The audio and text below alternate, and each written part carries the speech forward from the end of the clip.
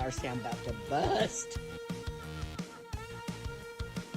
Spaz is so concerned about the audio. I love it. It's my favorite thing. It always bothers him so much. So, you guys can hear an echo on my mic? That's the question. An echo?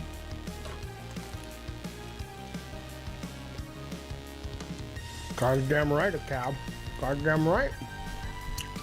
Alright,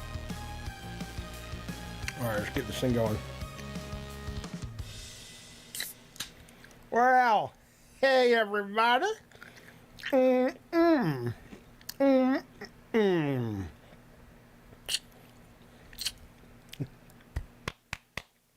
Let's get rolling, folks. How's everybody doing?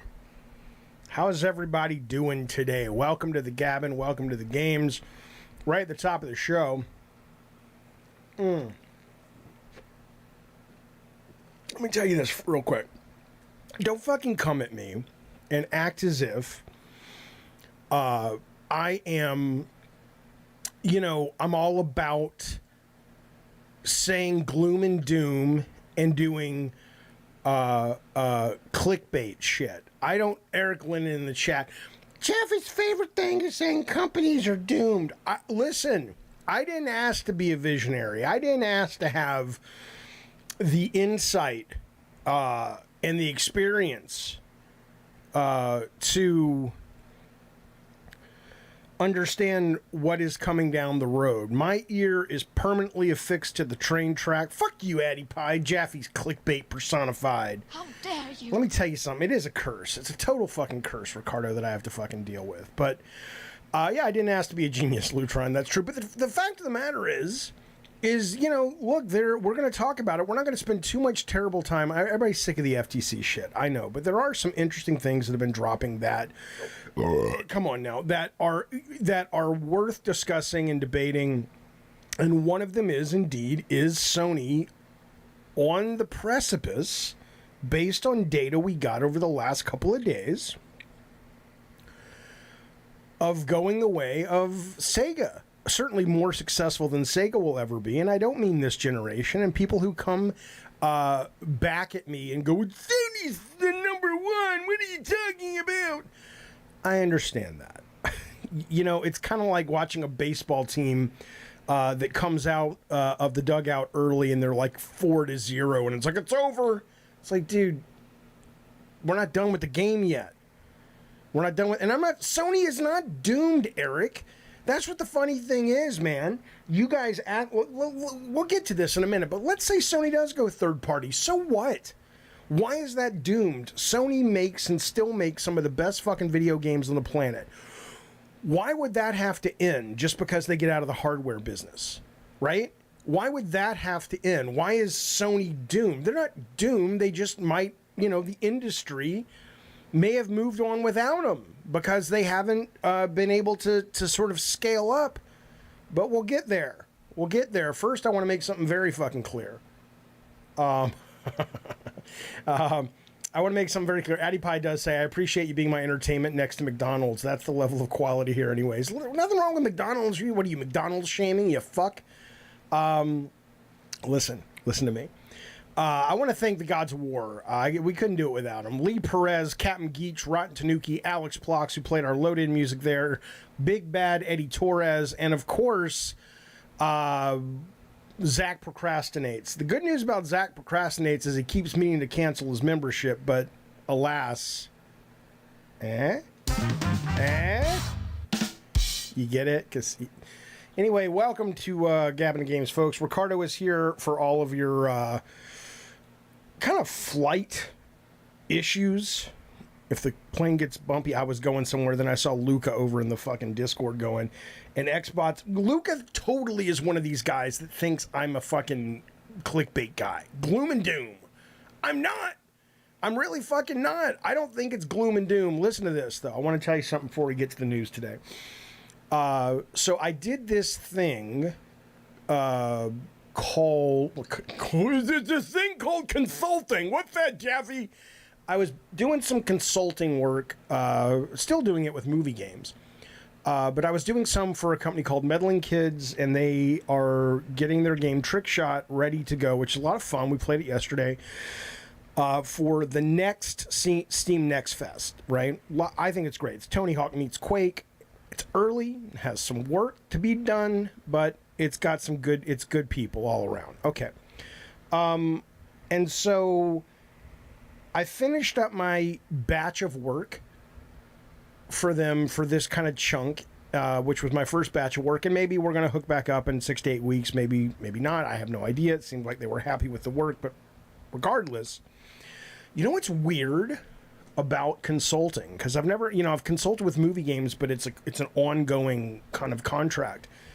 This is the first time I've ever consulted on someone's video game and then finish my consulting work, and I don't know what's happening to the game. And it's very strange.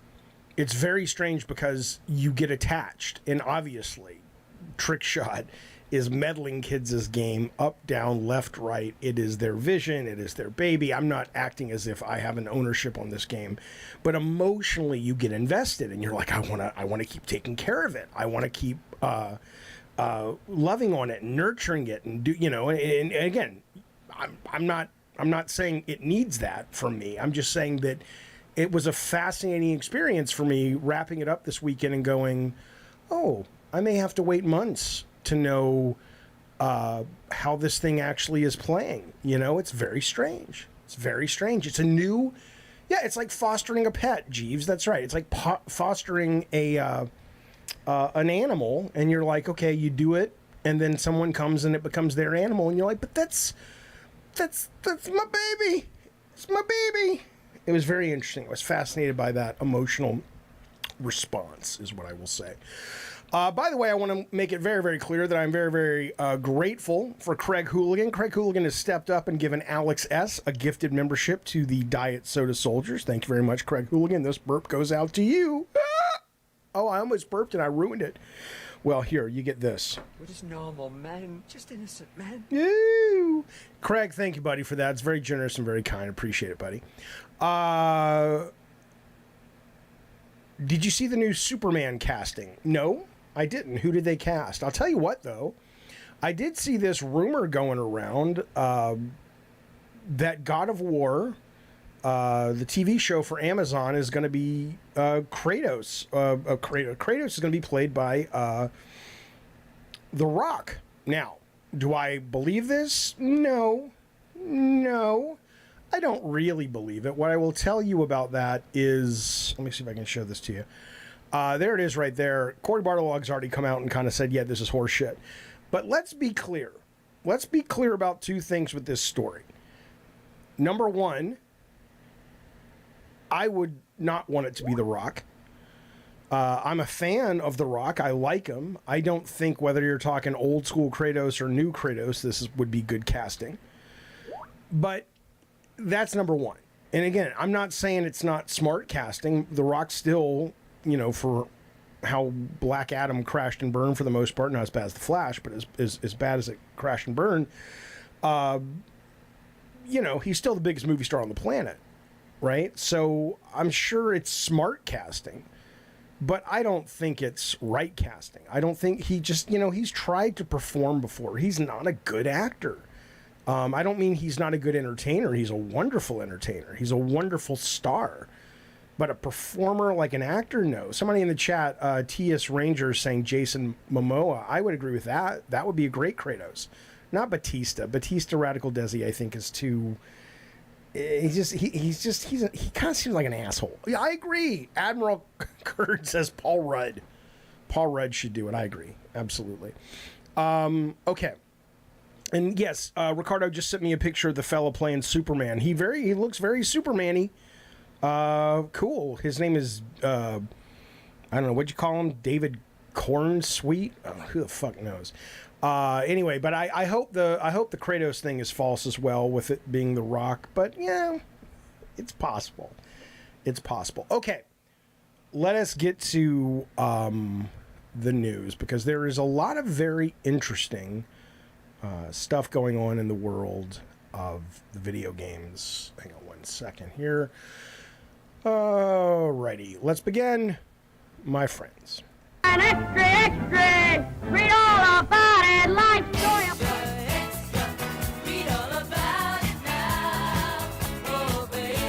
Shut the fuck up! That's right, fellas. It is time for the news of the day. That is my little cheesy. Fuck you! Fuck you! It's happening, okay? I'll play it again if you don't fucking come all over it. Listen, let's get to the news. First off, did you hear what the CD Projekt Red fellas said? This was their PR guy. Oh, fuck you, Addy Pie. The worst word to be introduced into this culture is cringe. It is so obnoxious, which is, I'm guessing why you're saying it. Having people say cringe is so fucking dumb. Can we get a new... Woke is... Let's just move on. I won't stand for it. Listen to me. Cope's another one. God, I hate the internet sometimes. Fucking hate it sometimes. All right. So the CD Projekt Red guy came out and said, and look, man, I'm a fan of Cyberpunk. I liked it the day it shipped because I didn't have any bugs on the system I played it. And I like it now. Like it even more now. I love it now. I need to finish it. I'm excited for the new one. But they're doing the press, the dog and pony, all that stuff. And this guy, Michael Platkow, is their PR fellow over there. And he said, he's like, we need to fix the relationship with our players, is the quote. Okay, sure, that's excellent. Fantastic. But it doesn't help when he comes out and saying, oh, Cyberpunk, when it came out, it was kind of cool to hate on it. It's like, you know what? Fuck you. Fuck you. I like Cyberpunk. I'm a fan. Okay? But don't kind of gaslight people. It may have been cool to hate on it, but let's just be clear. They fucking deserve that hate from a lot of people. I mean, this wasn't some kind of fucking made up drama like Eric Lennon accuses me of creating. This was real. Real to the point that Sony fucking pulled the game off the shelves and said, what are you talking about? You can't sell this fucking piece of shit. It's broken. So I appreciate that they're doing a turnaround out of necessity. It's never out of the good of their heart. We'll talk about that in a little bit. But don't fucking frame it. Don't fucking frame it like there wasn't a reason for it being, sometimes things can be cool and true. Michael Platkow. Let's be clear, buddy. Let's be fucking clear. Just bring out Phantom Liberty, give it to me for free, give me a chair, and all's forgiven. We'll talk about that, too, in a couple seconds. The game was shit at launch. Sony had to remove it, says Sod. Yeah, right. He does. Addy Point, you're a contrarian fuck. Let me tell you something. It was not. He says, oh, it was he's like, oh, he's got a point. What point exactly does he have? No one's saying, look, I said the game was great.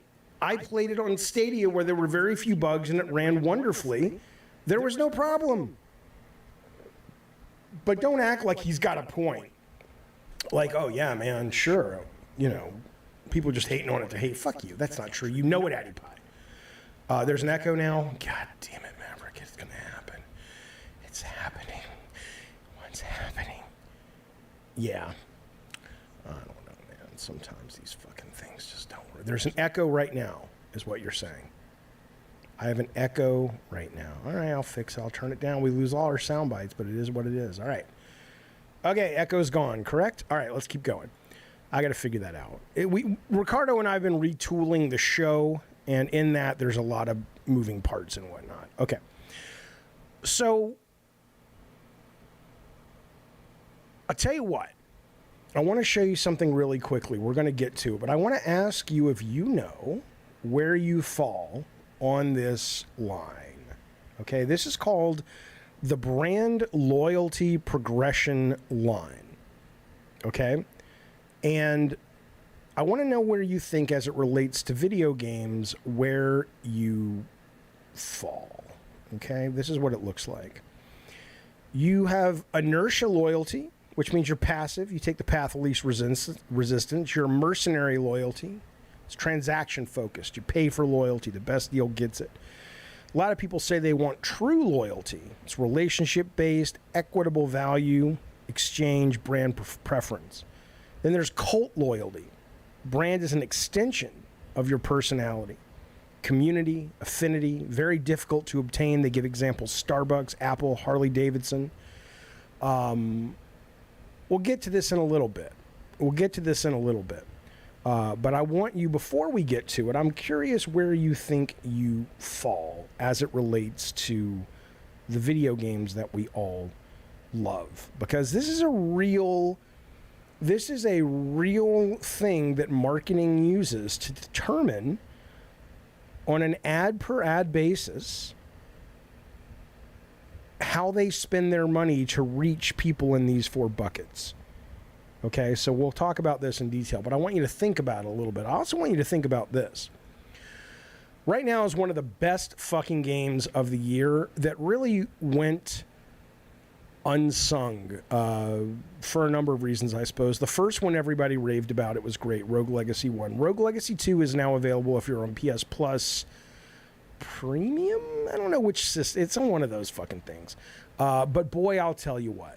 It's a great goddamn game. I've been playing the shit out of it. I had it back when it first came out on Steam.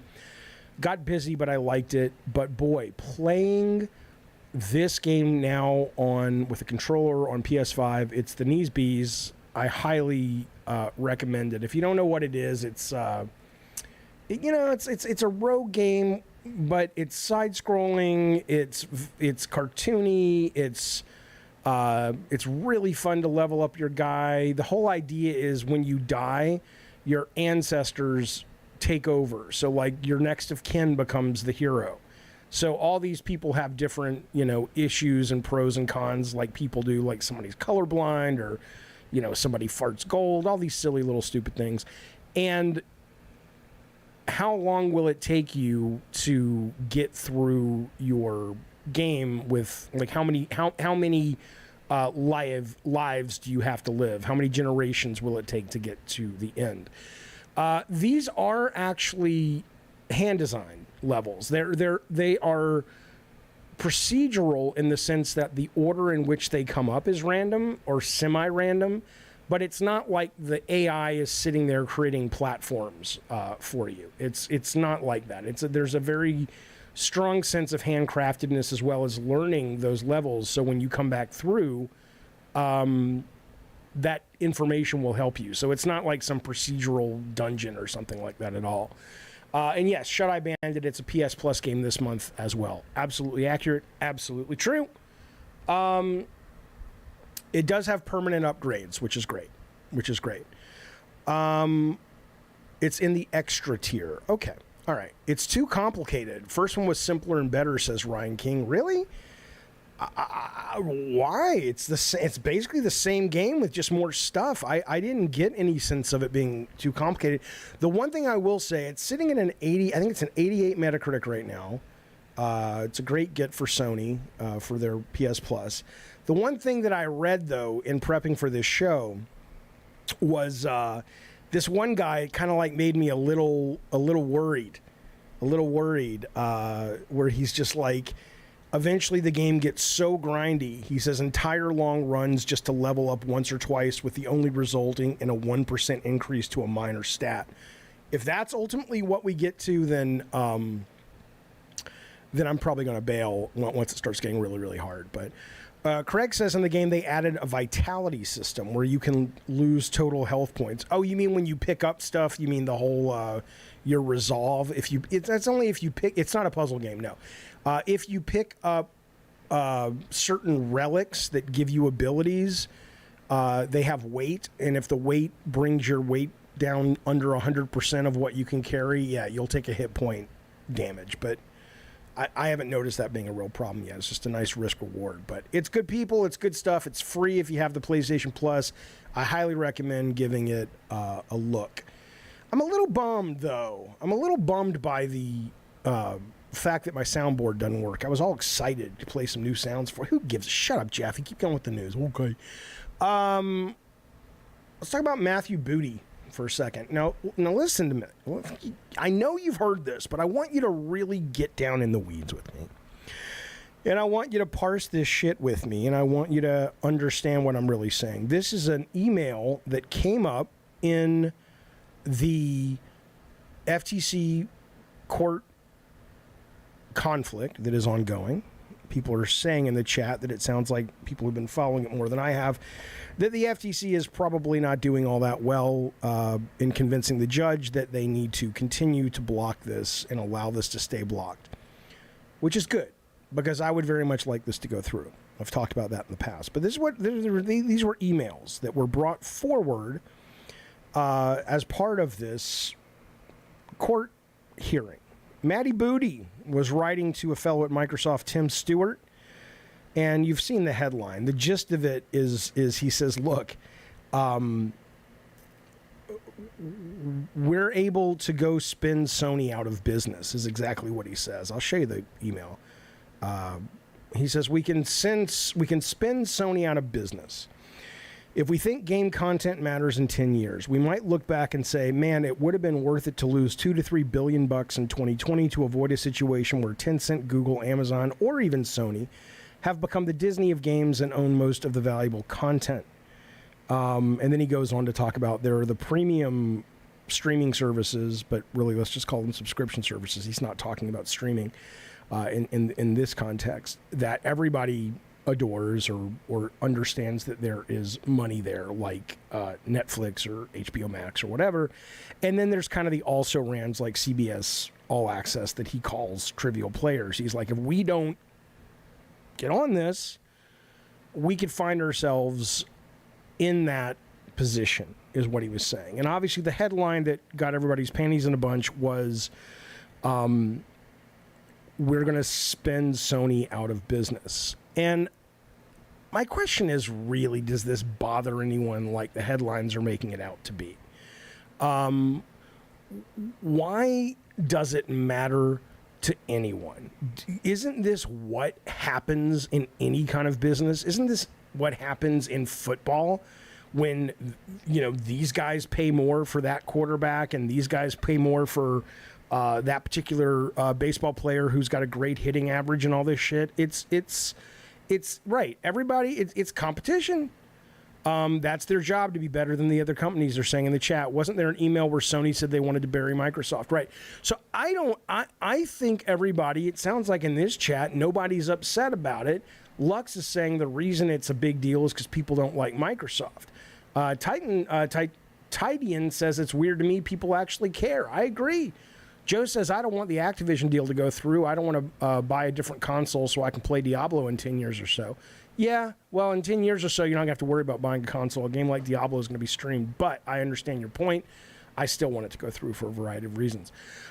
It's interesting Nintendo is never in this conversation. I mean, I wouldn't forget about them. Well, I would when it comes to this, because, and we'll get to why in just a couple of seconds. Another thing that came out, which I know you guys know, but I was really, at first when I heard about this, I was like, oh, okay, that's kind of cool, which is, you know, Microsoft is looking at buying up some other companies as well. They talked about buying Sega. They were seriously looking into buying Sega. That's not necessarily off the table, but it's, you know, currently everyone's focused on Activision. They were looking at buying Thunderful, Supergiant that makes Hades, Niantic that makes Pokemon Go, Zynga, obviously they really want to get into the cell phone game stuff. Bungie, obviously, is off the table. IO Interactive, makers of Hitman, and Scopely, which does, like, I think, cell phone games, mobile games, what have you. What I thought was really interesting about this was when you look, and this kind of gets to my thesis that people like Eric think that I'm just clickbaiting, and I don't clickbait. I absolutely do not clickbait.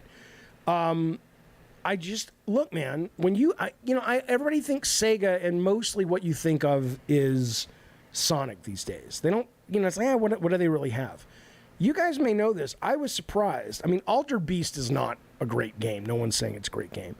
But what I will say is a new Altered Beast that's like third person, where you can fucking transform and you can unlock different transformations and it's super violent. That'd be cool. But anyway, they have Bayonetta, which is not a huge hit, but it's a fan loved hit.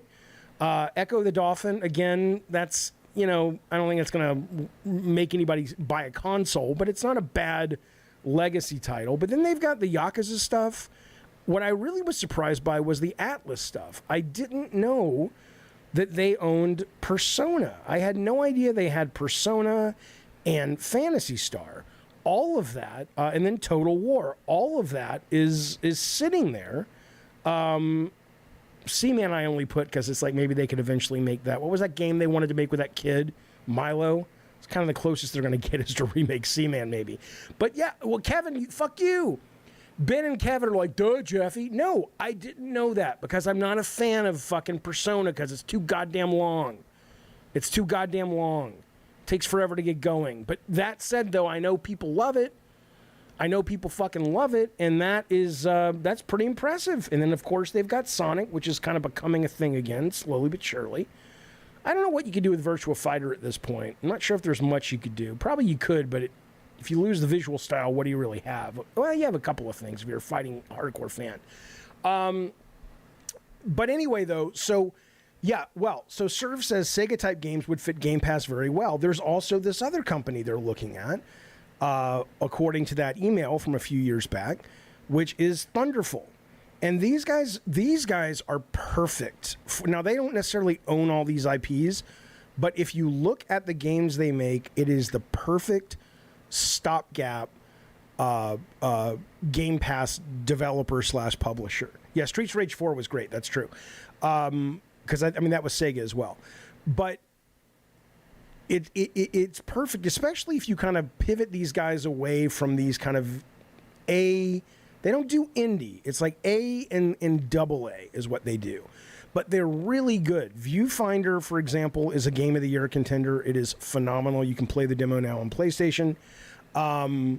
SteamWorld, all the SteamWorld games are fucking amazing. Planet of Lana is really great. I haven't played it, but I hear that's really great. I've played these other ones. Brick Tales was amazing. Curse to Golf, Hell Pies, pretty good. The Gunk, not so good. But the point is, Lost in Random, come on now. This is the kind of group that you would want to own, to have that's like, look, we're not going to get... this is kind of where your hi-fi rushes might come from, right? Or not so much like the little tiny indie games. Like, you could take some of these and repurpose them as more commercial products and have a great fucking exclusive for Game Pass that month, right? That's all I'm fucking saying. That's all I'm fucking saying, right? And this is what's got me thinking about what some people are thinking is the... fuck you, Addy. Oh, Addy Pie, fuck off. I mean, Ricardo, remind me when I start talking to Addy Pie, he's just trolling. I can't just... In real time, it's hard for me to tell the difference. But you look at this stuff and you... this is what got my brain kind of going there, right? About will Sony be third party? Is Sony heading down the road of third party? Okay? Because this... If you look, and by the way, this is tangentially related, but this was their part of the FTC. They released their quarterly revenues. Somebody was asking about Nintendo. So they missed their in fiscal year 22. They missed their projection by $780 million, but they made $16 billion. And I was talking to Ricardo before the show. I was like, where's that money coming from? And I'm like, does that mean Microsoft or does that mean Xbox? It's like, no, Xbox made last year $16 billion, right? Nintendo, it's not a bad miss. It's not a bad miss at all. It's still a miss, but when you can make 16 billion point two out of your and only miss it by 780 million, that's pretty fucking good. And the point is, though, yeah, I understand it's revenue, not profit. But the point is, Nintendo has only made 11 billion in the same time, right? So my question becomes, when you're, and these guys don't have much of a pot to piss in, right? I mean, this was coming from 22, where there was like GHF says they missed 5% because they had nothing. That's right. That's when they had nothing. And yeah, Game Pass grew a little, but barely. So I was surprised that they're doing that fucking well, right? The reason I bring all of this up and how it relates, and again, I'm not trying to be a contrarian guy. I hate that stereotype. I hate that idea. So let me phrase it, or let me position it, or present it to you this way, okay? It's less about me saying this is going to happen, and more about me going, how am I wrong when I see the tea leaves and I read them like this, okay? Which is this.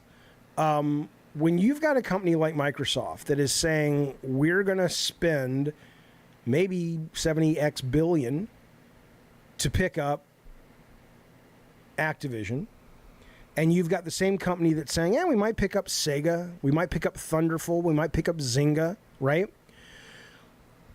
At that point, let's just say they were able to do that. Let's say they were able to get Sega and they were able to get Activision. Maybe they can. Who knows? Say they can't. So if that's the case, there's going to come a point where Sony just isn't going to have enough content to be able to be a first-party creator. And especially when a lot of their content is built on the bones of production value, which are the most expensive kind of games you can make. And the other games that they really need to shine in right now, and they might, but we know that Naughty Dog is struggling to crack the games as a service, live service games. We know that the games they showed, they were just cinematics, but at least at a conceptual level, were not very appealing or very strong, that Sony showed Jade's game and Concord. And so I'm just saying that, am I wrong about reading these tea leaves and going, maybe they're not long for first party and they're going to become a massive fucking third party group, is what I'm wondering, right? Capono says we're in speculation town. Well, of course we're in speculation town. I don't know. I don't have a crystal ball. I don't really care one way or another. The thing that I have learned being in the business and around the business and then talking about the business for as long as I have is talent will work, right? Talent that wants to make games, the kind of games they want to make, will find a way. They will start a company. They will find a company that's already funded, that they will want somebody who's a visionary, blah, blah, blah, blah, blah. People who want to make great games make great games. So I don't give a fuck what happens when it comes to this stuff. There's pros and cons for it. But yeah, of course it's speculation. Otter says, of course, that's why Sony was fighting so hard to stop it before it starts. Yeah, but I don't think... Controller Sport says Sony will be fine. Ponies keep them afloat. They're not going to be able to keep them afloat for that long. And there is a point where brand loyalty, unless you are in the cult, will only get you so far. Jaffe says, Ravnos, you need to be more specific. Let me give you guys a hint. Let me go to the chat on this. I want to hear what you guys are saying, but let me give you guys a hint. When you write something like my good friend Ravnos, who says, Jaffe, do you hear yourself and do you have any memory of your past comments? Like, for real, dude. It caught my attention, so I read it. But now I don't know if you'll catch my attention again in explaining it. So I don't know what you're talking about. In that statement, if you would have added some specifics, I could have dived into what you're asking me about. I don't know what the fuck you're talking about. I don't know what you're referring to. Microsoft is just reacting, said Solid Snake, to Sony buying up exclusivity. Well, Microsoft is reacting. Like, if you go back to that Matt Booty email, he's not wrong. You know, there is going to come a point where it's Tencent and it's Google and it's Apple and it's Microsoft and Sony doesn't have the capital unless someone comes in and buys them. People have rumored the Apple is going to buy Sony. Apple's going to buy Sony. I don't know how possible that is or desirable that is, but ultimately, they don't have this kind of money to play this kind of game, right? So I'm just saying that, unless they've got some kind of just blazingly cool hardware that is really going to change everything, how are they going to stay in this fight at the weight that they're currently punching at, is my question. And don't come at me as a fan. We're going to talk about fanboys and cults in a second. Don't come at me as a fan. I don't have a dog in the fight. I want to know if I'm getting this wrong, that's okay. I don't have to be right about this, but it seems pretty logical. What I'm saying, where if Activision gets this deal, and then let's say Tencent counters and says, okay, well, fuck it, we're buying Sega. And then Embracer comes in and counters and says, okay, fuck it, we're buying Capcom. At what point are you still going to buy that little fucking PlayStation box just to play 3 or 4 games a year? I mean, really? I just don't see it. But I could be wrong. I'm not saying I could be wrong like I'm trying to placate you. I'm saying it like I don't know. Because you guys in the chat seem pretty passionate about the fact that, no, this shouldn't, that's ridiculous that Sony would ever become third party. Okay, why? Ravno says, I'm a gaming fan who wants Microsoft to shit or get off the pot. I think they're trying to shit, but right now they're constipated with the FTC stuck up their butthole.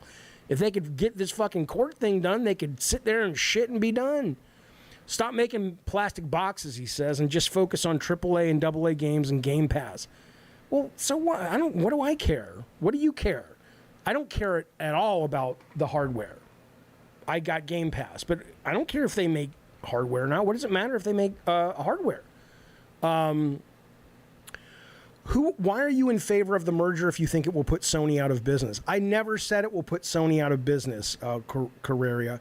Do me a favor, rephrase your question and make it accurate to what I'm actually saying, and I'll be more than happy to answer you. But I never said that. I never said that.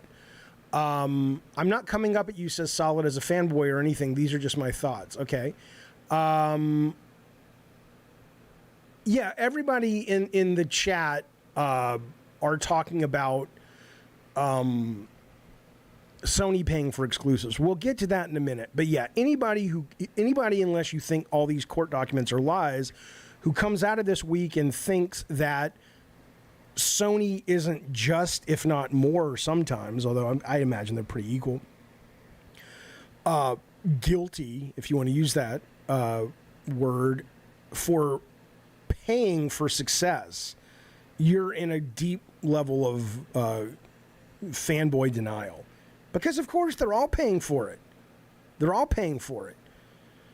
East West says, Jaffe, Sony is already going third-party publishing games for PC and Xbox. Well, PC, yes. Xbox, if you're referring to MLB, that's a one-off because of losing the license if they didn't do it and sort of capitulate to MLB demands. But that's not really sort of what's happening. But PC, you're right. Financially, East West says they would be making more money becoming third party. You know, it's interesting because the one thing that's really bad, I mean, Capcom so far has been one of the few publishers at the AAA level that's managed to thread the needle and make single-player games that are still great, that are not loaded down with microtransactions. But most third-party games really have at least flirted with that, and some have stayed with that, like Ubisoft. EA's kind of goes back and forth, although it was nice to see Dead Space Remake didn't have any of that crap. But yeah, I mean, like I said, I don't think Sony's going out of business. Are you kidding me? Sony, there's no reason to think Sony will not continually always make the very best games in a certain handful of genres. I don't know why in the world anybody would assume that's the case, because they're supremely talented. They're supremely gifted in all sorts of areas. Just not this one. What if Bungie's Marathon and one of their other live service games work, says Kane. Yeah, absolutely. All you need is one Fortnite and you're back in the game, you know, but yeah, then you're right. I think, look, if you're Jim Ryan, as much as, you know, I think he's kind of a weirdo, not a weirdo, I wouldn't have presented the way he presents, but who gives a shit? That has nothing to do with anything, just my own personal preference. But he's doing exactly the right thing. He's trying to make live service games work, and he's trying to block this transaction. He's doing exactly the right fucking thing. I just don't think it's going to work because my layperson's brain, who has no legal training at all, and just, responds to shit I read and listens to people smarter than me and thinks I understand what they're saying, is the FTC don't have a pot to piss in. That's the thing. Okay, yes, I understand. Embracer, blah, blah, blah. I understand. They had a really bad year. God forbid I put Embracer in the bucket with Tencent and Google and Amazon. For a while they were. But yes, you're right. They had a really rough year and a lot of their shit didn't work. And if they don't pull their nuts out of the fire soon, it's probably not going to work what their original plan was. Yes, you're right. Again, this is the crazy thing. Sony isn't going anywhere, says Ryan. They've got a very loyal fan base. Do I need to keep hitting this? I didn't say Sony was going anywhere, guys. I didn't say Sony should go anywhere. I didn't say they are dying. T-Dob. Let me ask you, T-Dob. You're in the chat. He says, Sony, a company with 100 billion plus market cap, is dying. Are you talking to me? Because maybe there's someone else in the chat you're talking to. I would hope so. Because who the fuck says Sony is dying? What are you fucking talking about? My clickbait thumbnail did not say it. You know what? No, Topaz Girl. God, you guys. What's the matter with you guys? Topaz Girl says, where'd she go? Hang on, it went to the top. Stop the woe is Sony talk. I didn't say woe is Sony. And the thumbnail very specifically says, I got to look for it again. Hang on. Will PlayStation go third party? I didn't say they're going third party. I didn't say this is happening. I said, will they go third party? That's it. Because it's on my mind when I see a lot of the stuff from the chat and from the FTC. Sorry, from the FTC.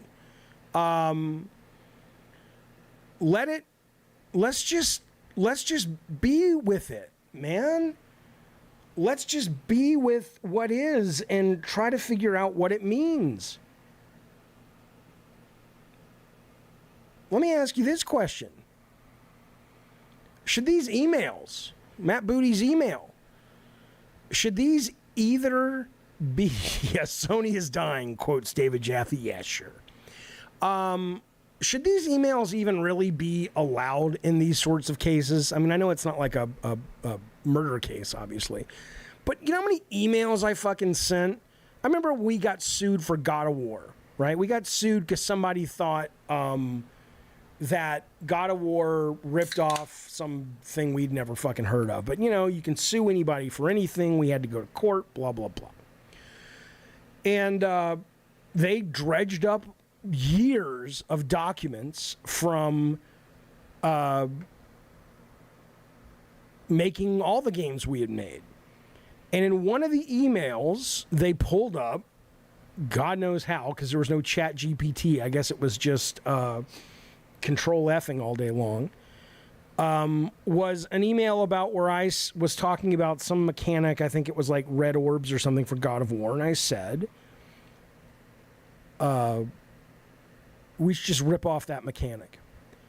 And the prosecuting attorney was like, see, it's a chronic, toxic environment full of thievery.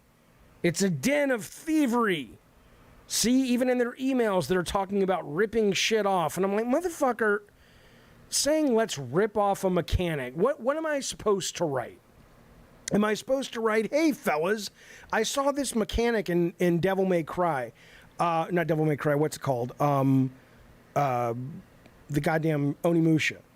You know what I think we should do? We should take a look at that mechanic and figure out a way if we are capable of utilizing aspects of... Fuck you, rip off the mechanic. You know what I meant, and they knew what I meant. And it's just, sometimes it's like, let people talk. It's not a Microsoft policy unless they say it's a Microsoft policy. It's obnoxious. It's fucking obnoxious. Let me get some of these chats. Bookster, thank you for being a member for 2 months, buddy. I appreciate it. He says, I feel like the FTC versus Microsoft has brought out the worst in the fanboys. Nah, the fanboys have brought out the worst in the fanboys. They're a fucking bunch of idiots we'll talk about in a second. It's making me lose my mind over all the bootlickers on Microsoft and Sony. I agree. It's embarrassing for them. Fanto, sir, thank you for the super chat. He says, PlayStation goes third party by 2028. Quite possible. Yeah, sure. And they shouldn't go anywhere. No one's saying they're going out of business. They're wonderful. Hope they never go out of business. That's what we're talking about. Carlos Hernandez says, Jaffe sounding like Hillary with his emails talk. No, I'm not. Fuck you. But thank you for that. I appreciate you being a member, buddy. And then, did I miss one? If I missed one, let me know. Ricardo will let me know. Okay. So listen, though. Let's talk about... let's talk about this. As it relates to this topic, but it's different. So, again, and I'll tell you something. You guys need to sort of, bow down and respect your Papa Jaffe. Why? Well, because I'm right more than I'm wrong, okay? Because it was 2 years ago when they showed the goddamn cockadoodie Perfect Dark trailer at Keeley's Game Awards, or where I think that's where it was. And I was like, oh, well, this doesn't look like this doesn't make any sense. This doesn't look very good. This thing could be in trouble, blah, blah, blah, blah, blah. Oh, my God. Go back to the comments, boys. Go back to the comments. Look at them. This was such a bad take, wrote someone. You're a shill. You hate Xbox. You know nothing. On and on and on and on. Well, what happens? Who was right? Who had a goddamn 20-year experience fucking education to know when shit's going fucking south? I did. Who fucking had it? Look at this. IGN puts out an article. Xbox's Perfect Dark reboot is still years away. I want to tell you some positive Sony stuff because you guys are out of your fucking minds with this shit today. But I want to give you some positive Sony love right now because Sony, what I'm about to read you and point out to you about this article in IGN, Sony was in this exact same place. That's what's funny about this, is I was there, boots on the fucking ground if I wore boots, more like New Balance on the fucking ground. And I saw the games we greenlit and the games we canceled and the bullshit we believed when some charismatic person came in and pitched some horse shit and then nothing ever worked. We're like, why does the game not work? We spent, 3 years. It's not any good. Yeah, because you don't know what the fuck you're doing at that point. And we got lucky because we had first-party, third-party games that we were making money off of, and we also had, surprise hits like Twisted Metal, Warhawk, of course, Naughty Dog stuff, Insomniac stuff.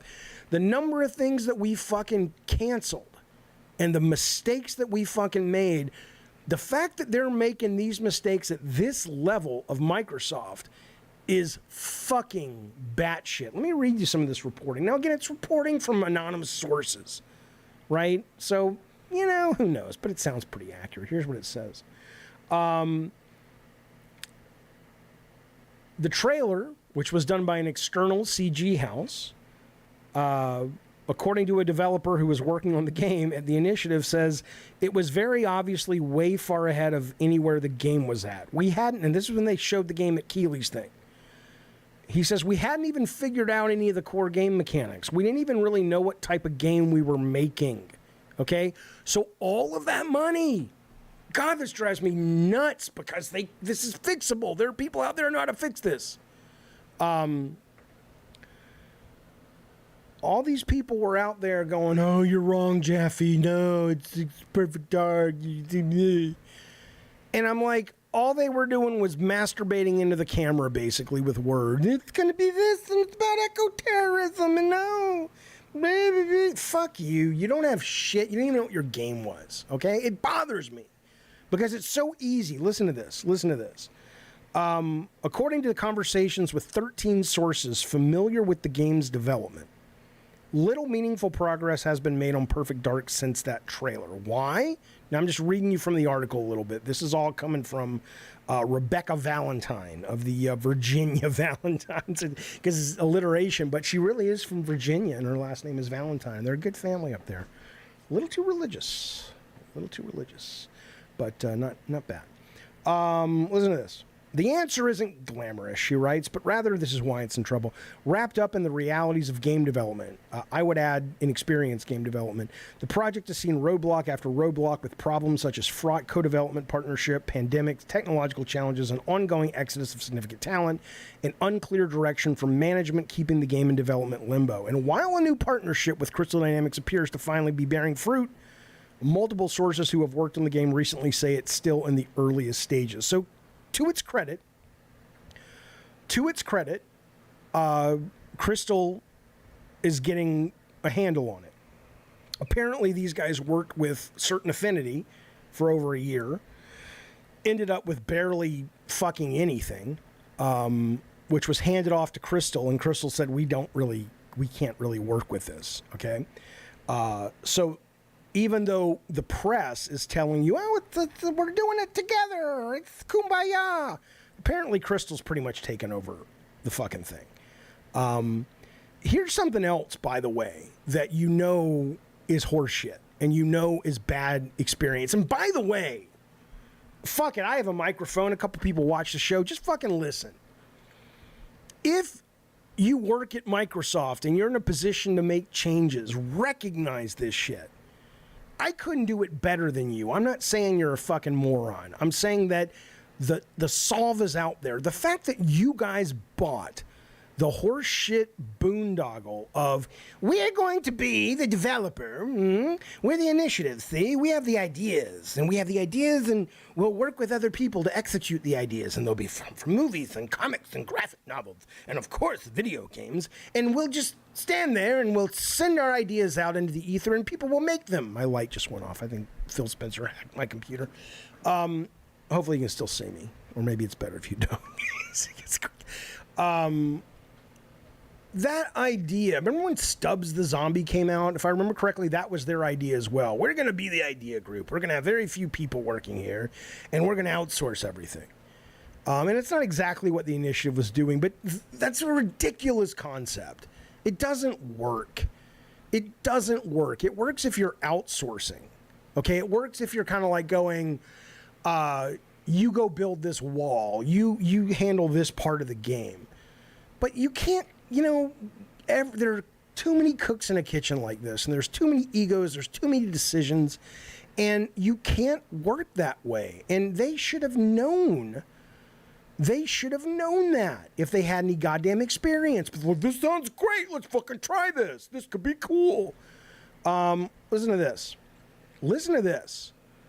The director, who I got no beef with any of these people personally. I'm sure everybody works their asses off. Everybody learns. I'm not beating up individuals, okay? The director, here's what his plan was, he said. For the initiative to craft a reimagined Project Dark that would be a true blockbuster. Oh, great. What a useless statement. With the best graphics, innovative tech, and gameplay, driven by powerful narrative and a strong protagonist. That's your plan? That's a long way of saying, make it good. Internally at the initiative, early employees recall hearing comparisons to massive TV and film franchises such as Game of Thrones or Westworld. Ugh. Could you be any more tropey? Could you be any more cliche? Everybody does that. We want to make our Westworld. Everybody's always talking about it, the water cooler thing. We want that to be our game. Duh. Simply pitching the end result is not the same as having a vision. Everybody wants the same end result. It was like the executives in the goddamn movies after the Avengers came out. And it's like, let's do an Avengers of horror. Let's do an Avengers of the mailmen who deliver our mail. What? I don't know. But there's nothing special about it. You're just pitching me on the end result. It's like saying I'm going to run a marathon. How are you going to do it? At the end, I'm going to run through and bust through, and I'll be the first one to bust through the tape. What? That's nothing. That's nothing. Anyway, listen to this. Gallagher imagined a spy thriller with big, memorable set pieces, lots of physicality, and plenty of gadgets. No details. No details. Everyone I spoke to, says Rebecca Valentine, who recalled hearing the term, said there was never a clear explanation of what quadruple A meant. His plan, sources, I always assumed it just meant it was more expensive than double A. His plan, sources say, meaning Gallagher, was to have the initiative work closely with other partners to become effectively a franchise steward of Perfect Dark that would eventually become a long-running Xbox tentpole. Yeah, sounds great. Good luck, basically. You can barely get, no, Ricardo says, I guess I can get rid of Gallagher from the potential guest list. I have nothing against Gallagher. The guy with the watermelons or this guy. I got nothing against him. Everybody has to fucking learn. And the guy's experienced. It's not like he's some kind of, brand new developer. But I'm just saying that, and again, he should be there to defend himself in the sense that they didn't interview him, or maybe they reached out and he didn't want to go on record. I don't fucking know. But, I'm responding to the reporting. That's what's out there, right? I'm just saying that when you put all you can barely get consensus and buy-in from a team that works under the same roof. Right? And now you're basically trying to do it under the same roof and another. Well, lo and behold, what happened? The same thing that always happens in this stupid fucking plan of, we'll be the stewards, we'll be the idea people, and you'll just be the contractor. We're the architects. Well, lo and behold, there was infighting. Nobody knew what anybody wanted. There were very little specifics. The direction was changing all the time. Listen to this. Listen to this. Exactly what the player would be doing to express the ideas that Gallagher had kept changing as ideas were pitched, prototyped, and then scrapped for something completely different over and over again. This is beginner game development 101. This happened all the time at PS1 internal development, constantly. No one knew who was in charge. Everybody had these grand visions. Nobody knew how to execute them. Nobody was able to take those grand visions and say, let's take that and let's break it down into tasks and figure out what the loop is. What's the core mechanic? What are you doing? Right? That's basic. A basic entry-level video game executive, when they're pitched a game, should be able to say, oh, that sounds great. I love your vision. I love your passion. I love you want to make a game that is a shooter, but it's mechanically metaphorical for the time you grew up and, lost your pappy by a railroad hobo revolt. I don't fucking know. But what do you do? What do you do moment to moment to keep this thing going and to keep me engaged? That's beginner baby shit if you don't know how to fucking answer that shit. Exactly what the player would be doing to express these ideas kept changing. Perfect Dark moved into its second and third year. Sources tell us the process began to drag on much longer than expected as leadership's refusal to commit to any specific ideas or shape for the game began to frustrate both teams. Yeah, you think Microsoft could step in and say, hey, right, Lutron says, isn't the big problem Microsoft not seeing the problem? That's a big, yes, right. That's exactly right. Scott Free says those railroad hobos are lethal. I know. That's why I'm saying you should appreciate that he wants to tell a story about that metaphorically, but he still needs to know what the game is. The Coalition also canceled their original IP in favor of Gears 6, says Kevin. I didn't know that they canceled it in favor of Gears 6, but I love Gears of War, so. But yeah, maybe is, there's too many cooks in the kitchen, he says. And it's not just that. That's part of it, but it's also you really, you can't sniff your own farts. Game development is and again, I'm not saying I'm good at it, right? I was always fortunate when I had hits to be surrounded by much more disciplined people who had to pin me down and say, dude, you're great, really, but what do you want it to be? Okay? Without that, I would have had nothing. Okay? It's important. It's a part of the process. And so it's not just that there's too many cooks. It's, don't play me. that song now. It's not that there's too many cooks, although that's a big part of it. It's that no one was demanding the non-sexy stuff. It's sexy to talk about set pieces and Westworld and water cooler moments, and we're the stewards of the IP, blah, blah, blah, blah, blah. Okay? But what's not sexy and not always fun, but what is crucial is you got to build the fucking bones of the fucking foundation before you build a palace on top of it. Yeah, exactly. Matt, something in the chat says, I'm curious to see Gears without Rod Ferguson. Look, Rod Ferguson, I've said this before, I made a video, is the man they need to fucking pull if they get this acquisition out of Blizzard, sorry, Mike Ibarra, and bring him over to have Matt Booty's job.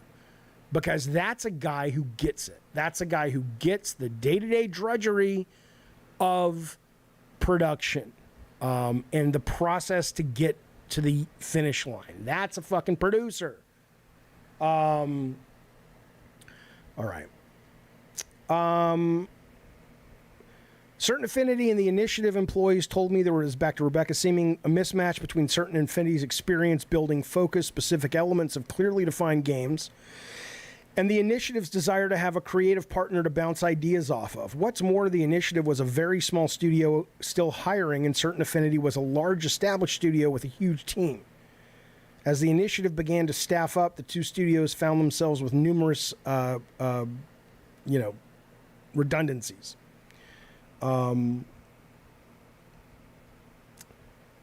Listen to this. We were set up in a way where no one at the remote studio reported to anyone at our studio, somebody at the Initiative said.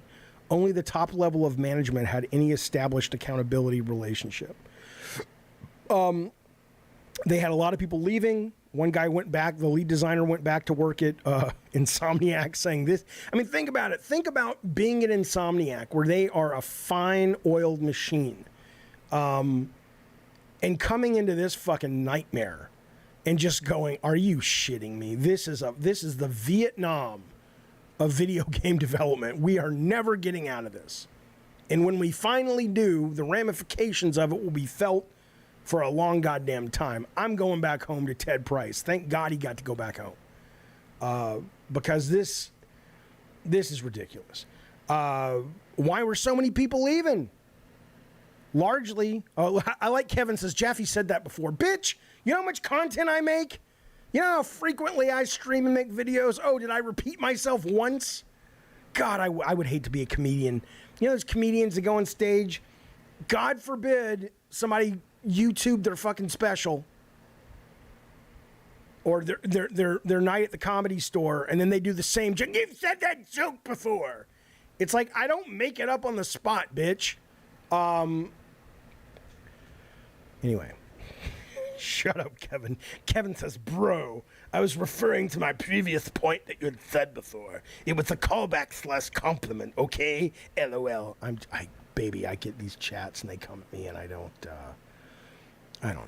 They just kind of come at me. They come at me and I just read the chats. Ricardo's like, read the chats.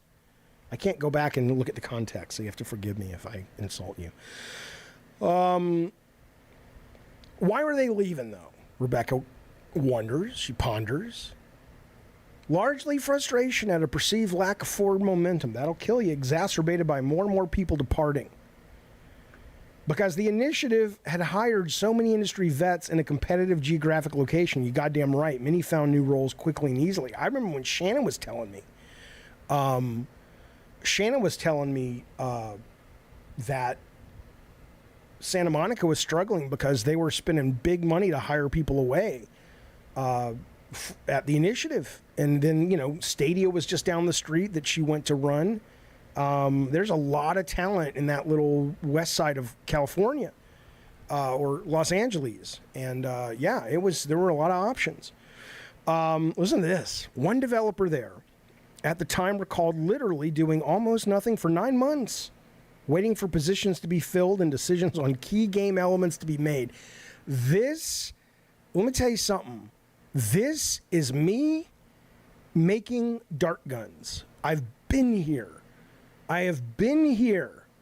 It is insane that Microsoft, that Xbox, with all of their experience, is still here.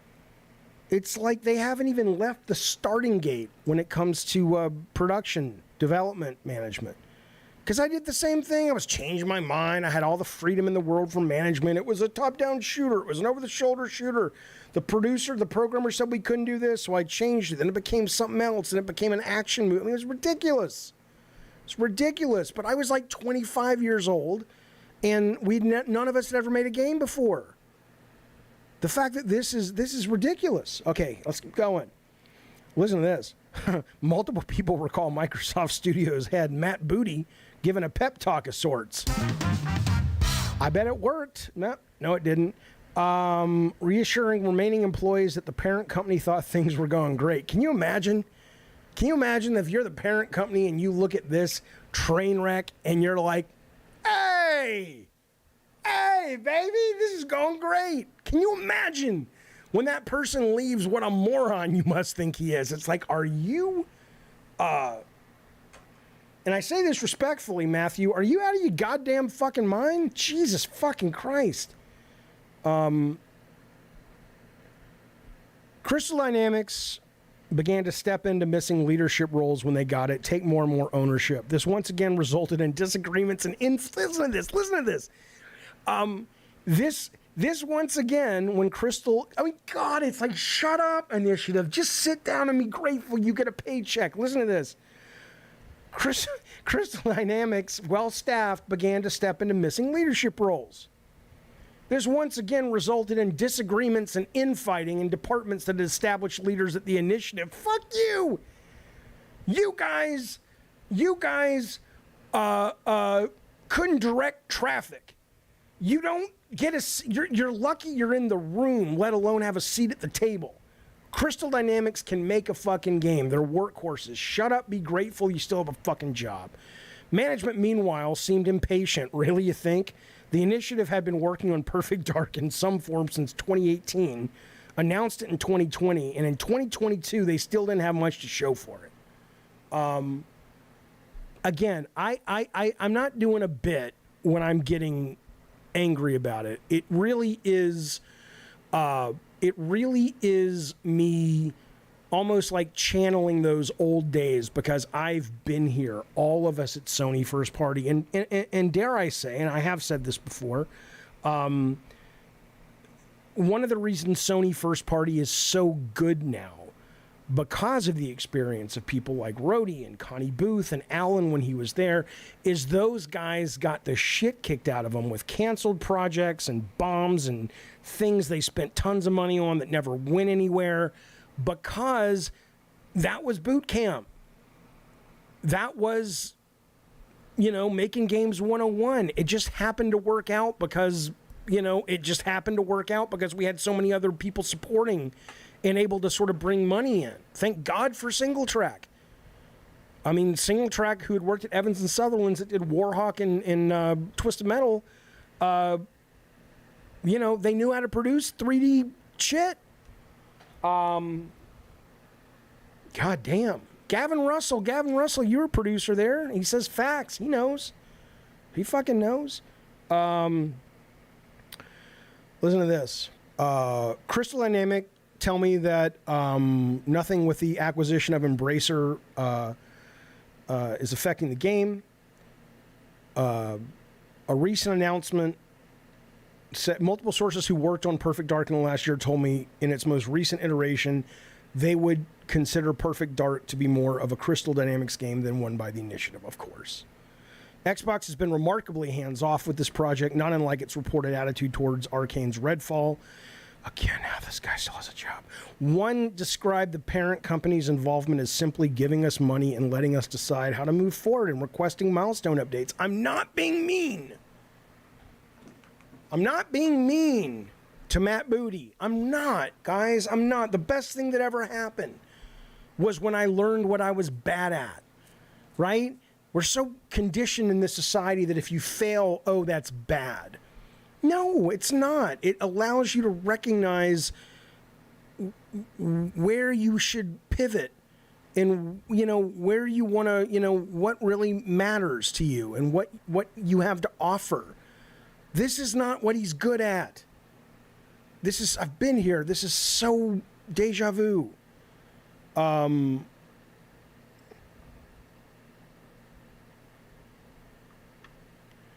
One of the things we learned on Perfect Dark, this is coming a quote from one of their anonymous sources, I think. No, this may be Booty, actually. Let's see. This is Matt Booty. One of the things we learned on Perfect Dark is there's a difference between studios that have the creative DNA versus studios that have done more traditional outsourcing. No matter how complex, we just had to find the right rhythm there. Come on, man. So you want to basically tell... I mean, yes, there are people who outsource and they build a company around, we don't really need a creative ownership. We're just here to get the work done so we can actually get paid so we can use that money to fund our own fucking shit. But the idea that you're really going to try to sell that we're the creative company over here and then we're hiring work people to do our bidding. It doesn't work that way, man. It doesn't work that way. Jaffe, you have been reading a lot. Is this a gabbing in games or a reading? Fuck you, Alex S. Alex S, fuck you, bitch. Alex S, the member who's never once paid for a membership but gets it gifted all the time. Let me tell you something. Sit the fuck down, bitch. I am analyzing a pretty telling article, Alex. You know what I'm saying? I am analyzing a great piece of reporting and telling you how it relates to other things that I... Fuck you, motherfucker. If my soundboard worked, boy, you'd be getting it right now. Okay. All right. Let me just tell you something. It's almost done, so don't worry about it, Alex. Fuck. Booty goes on to pin the wave of departures, at least in part, on the specific flavor of co-development. Well, then maybe you shouldn't do it. Listen to this. Booty goes on to pin the wave of departures. G maybe says he is analyzing a piece on Booty. You knucklehead. Booty goes on to pin the wave of departures, at least in part, on the specific flavor of co-development that the initiative is trying to pioneer. Come on, don't fucking try to put fucking lipstick on a pig.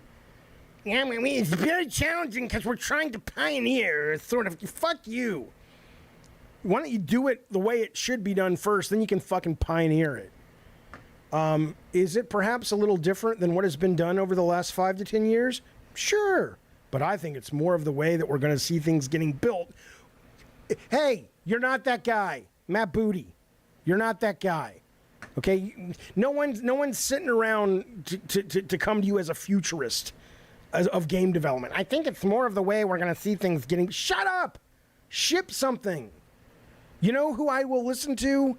If Neil Druckmann or Shannon Studstill or Scott Campbell or Nick Kononellos or any of these guys that have... Connie Booth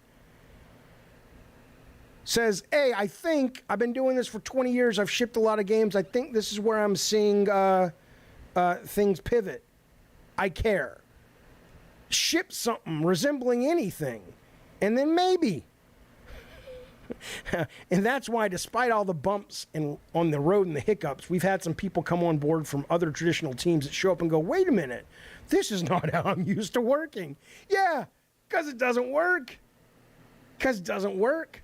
Anyway, there you go. That's the story. That's the story of Perfect Dark. And more importantly, if I may, and we're going to move on, I promise. More importantly, if I may, to all you fucking haters out there, go fuck yourself. All you people who were telling me I was wrong. I don't even know where those things are anymore. I had them all queued up. I can't find them. Let me see. People telling me I'm just fucking hating on this when I was talking about it. Listen to this. There's one guy. This is a group of veteran leaders. This was years ago, 2 years ago, okay?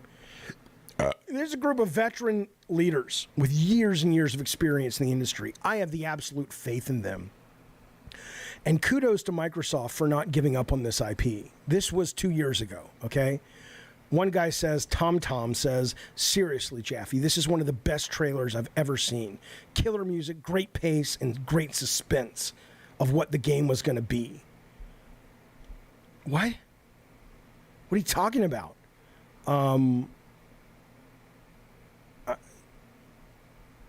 It's just their industry plants. Yeah, maybe. This was such a bad take, Jaffe. This seems weirdly premature, Jaffe. Fuck you guys. Fuck you guys. Okay. Listen to this. Listen to this. Where'd my light go? God damn it. Why did my light turn off? Well, that'll be good for now. Sorry, fellas. Let's do some good news for PlayStation, though. Let's do some good news for PlayStation. Shall we do that?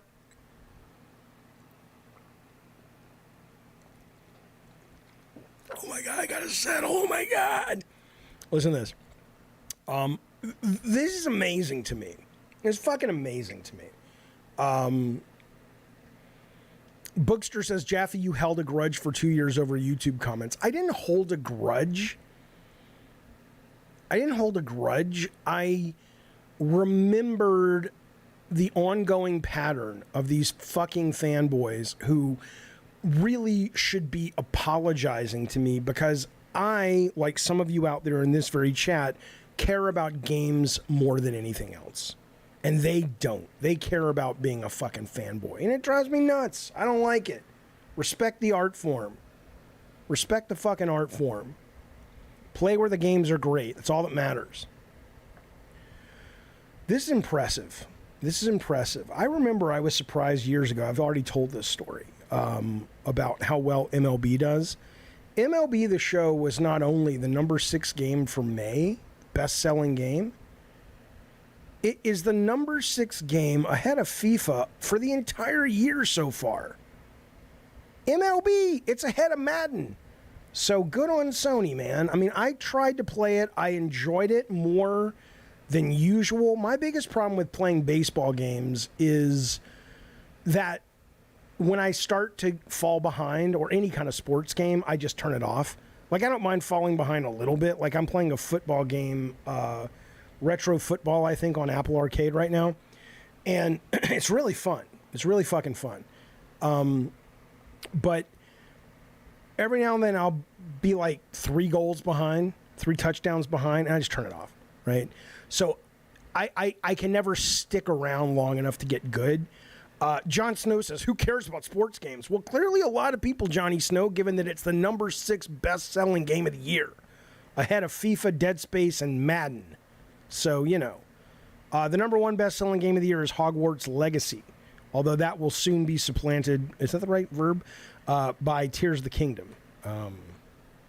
Oh, fuck you, Capono. Jaffe's not a sore loser. I didn't lose. I won. I keep the receipts, bitch. That's all I'm saying. That's all I'm fucking saying. Okay. Hang on a second. All right, let's get to the cold stuff. I had a Kojima story. I'll save that. Let's get to the cold stuff. Give me a second. Let me refresh my brain for a moment. Okay.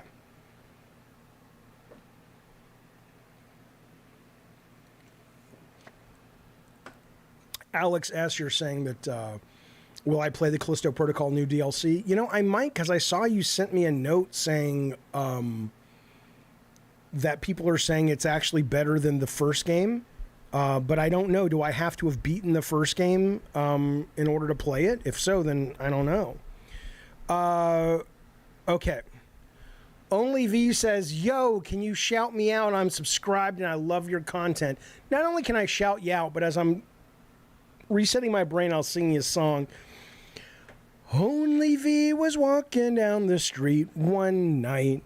He pulled out his penis and he got in a fight with the guy who said, I'll take that penis because I could sell it on the black market. Oh, only V, only V. These weird things only happen to only V. It seems like something you'd see on the big TV, but it's true. It's the Only V life story. Coming this fall to ABC. Only V of the famous Only V's joins us on his new comedy and drama. It's a dramedy, folks, called Only V's Guide to Life. Was that good? Is that sufficient, Only V? Okay. Thank you. Capono says that was beautiful. Listen, let's talk about this. I'm not here to beat up on fanboys.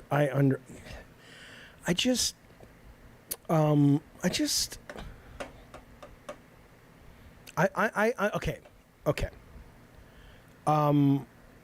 Let me help you. Okay? I'm going to help you.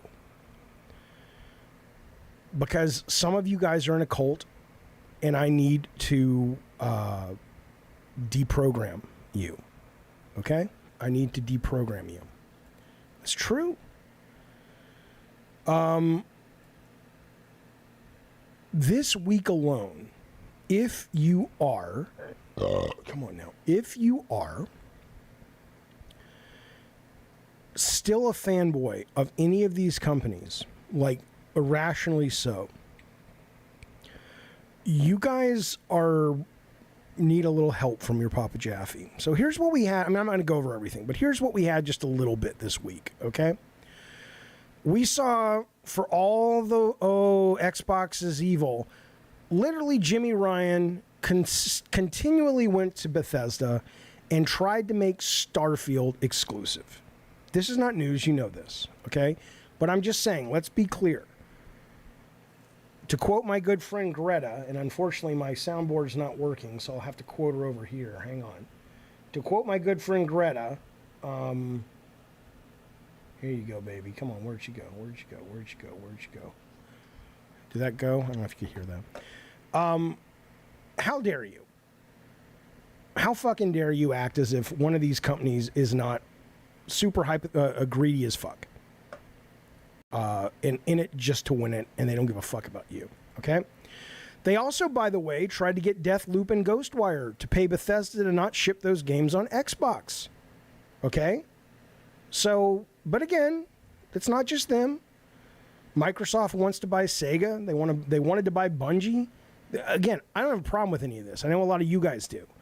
But yeah, I agree. So what? Well, no, Addy Pie. You don't get to say so what when Sony does it and not when Microsoft does it. There's no fucking difference that's meaningful. The point is, though, that is one of the driving forces or driving narratives that pushes a lot of these fucking Sony and Microsoft fanboys as of late, okay? I'm looking at a picture, and this is where I'm going to help you. I'm not even fucking with you. I cannot show you the picture, okay?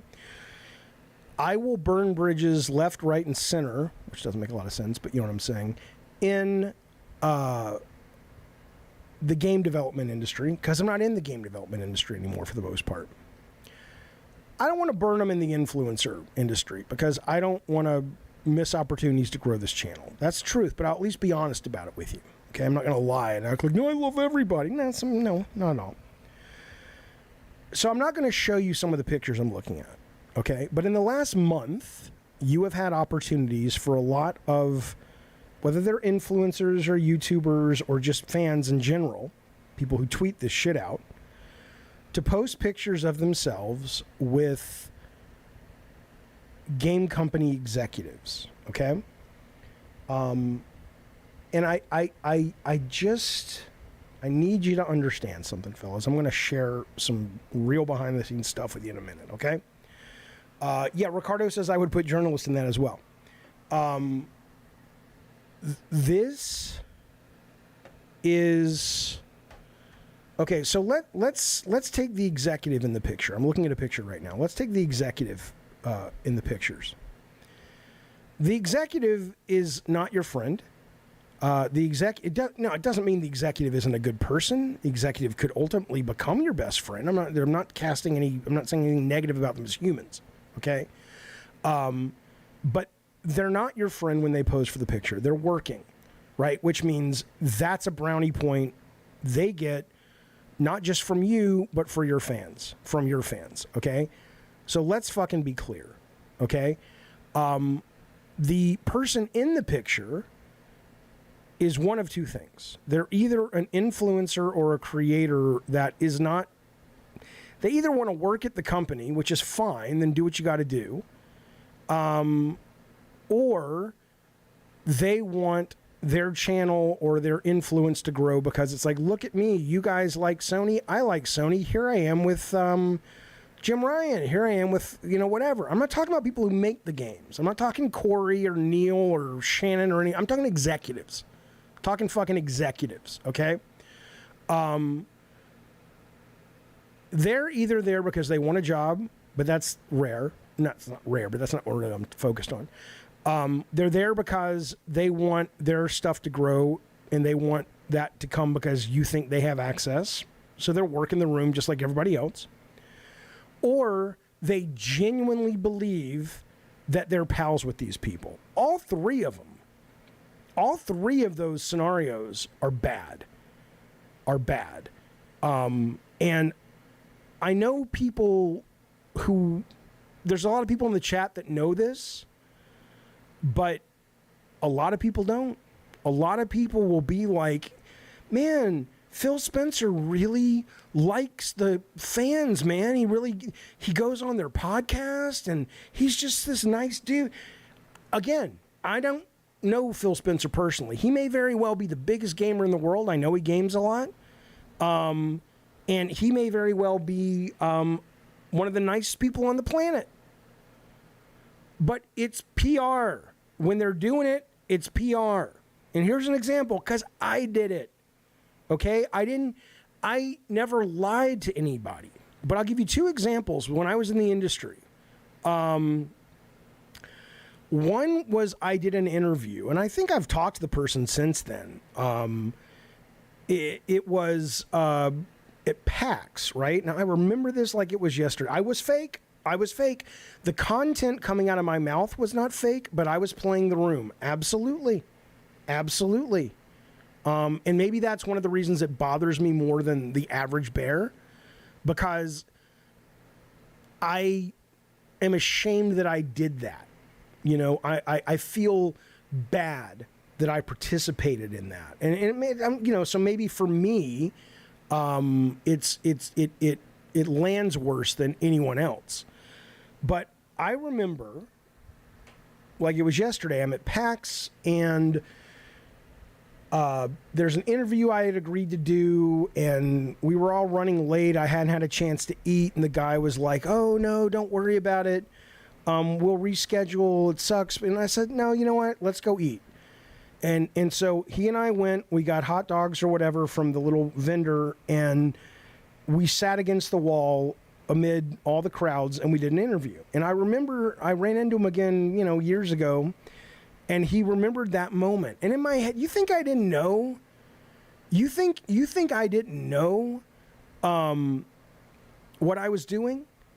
You think I didn't know that part of saying I'm going to do it because I said I would do it, and we're just going to sit here amid the riffraff in the crowds? You think I didn't know that would play well? I'll give you another one. I was doing a GameStop thing. GameStop brings all of their yeah, Lauren says I let him on. He wanted a relationship. Yeah. I was doing a GameStop thing where they bring all their managers to Vegas, okay? And after the big dog and ponies, there was like a little E3 for all the GameStop people to walk around and play everything. And it was like, Jaffe, you're a well-known guy, blah, blah, blah. Here, sit here and sign autographs and sign Sweet Tooth Mask, whatever. I said, fine. And so it was a very long line. And the marketing guy comes up to me at the beginning. And he says, let's move this chair out of here. And I said, why? He says, well, we don't want people to sit down. We want to keep people moving and whatnot. And in my mind, I remember saying it. I was like, no, fuck you, Eric. I said, no, I want to leave the chair there because these people have been standing a long time and they're tired, and let's let them sit, And nothing was wrong with that. I'm a nice guy. I would have liked to have done that. But don't fucking think in the back of my head, I wasn't thinking that, oh, this is going to make me look better in their eyes, and maybe they'll push my game more because, oh, Jaffe didn't rush us. He let us sit and talk, and I mean, come on. It's all working the room, okay? And that's nothing's, I guess, I was going to say nothing's wrong with that, but there is something wrong with that. It's not honest. But see, Bad Robo, fuck you. He says, wow, Jaffe, what an amazing inside info. Who would have thought the seller has to be nice to the buyer?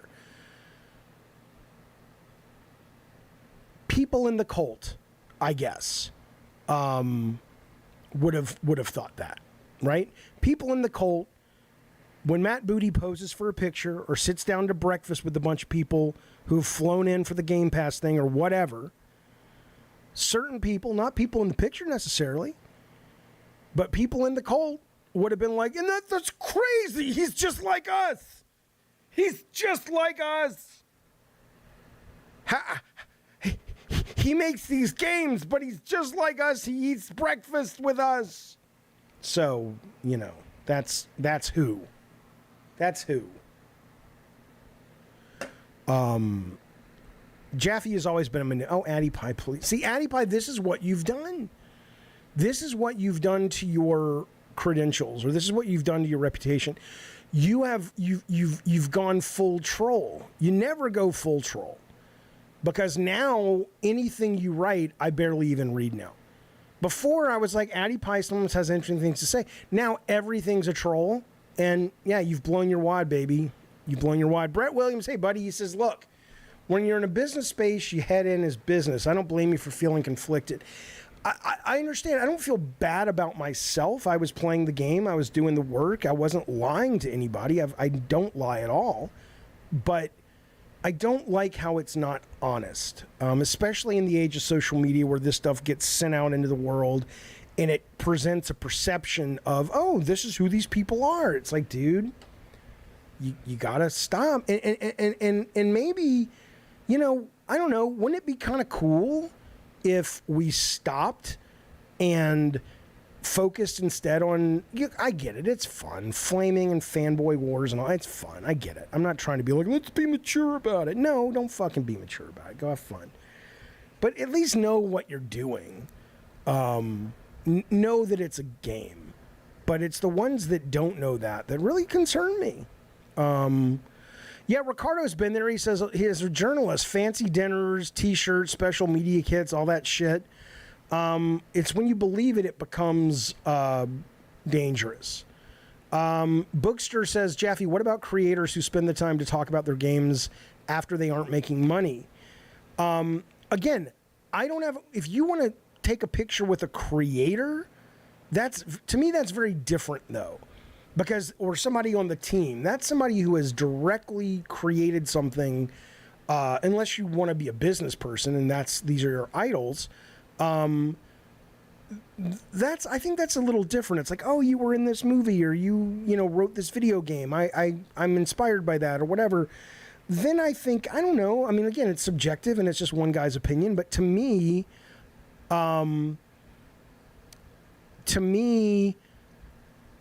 that is praying at the altar or genuflecting at the altar of the medium of games. But when you're doing it to executives, it seems really weird. Seems really weird to me. Serve says no one ever takes pictures with him. Okay. Last thing I'll tell you on this is, by the way, this is not just me pulling shit out of my butthole. There's a study done. Professor of marketing at the Penn State Smeal College of Business did a study that found brand commitment might not always be a good thing. And in the case of certain dramatic scenarios, consumers with a high level of brand commitment may actually respond more negatively. Listen to this one. This is a guy writing for Computer World, J.R. Raphael. He says, this is not just video games. He's writing about cell phones here. The types of reactions these people have, the emotionally charged love fest for certain manufacturers or brands. Listen to this. Listen carefully. If you're listening, listen carefully, because this is important. I'm not even fucking with you. Listen to this. You know the types of reactions, the emotionally charged love fest for certain manufacturers or brands and the products they produce. The predetermined idea that something has to be the best simply because company X made it, despite the fact that the person shouting said view has yet to actually use the product or spent any meaningful amount of time with it. It's a weird sort of unconditional marriage to a company that sells stuff, a blind brand loyalty and puzzling sense of pride towards a style of cellular phone, computer, video game console, car, fill in the blank. And you know what? It's not doing anyone any good except for the manufacturers.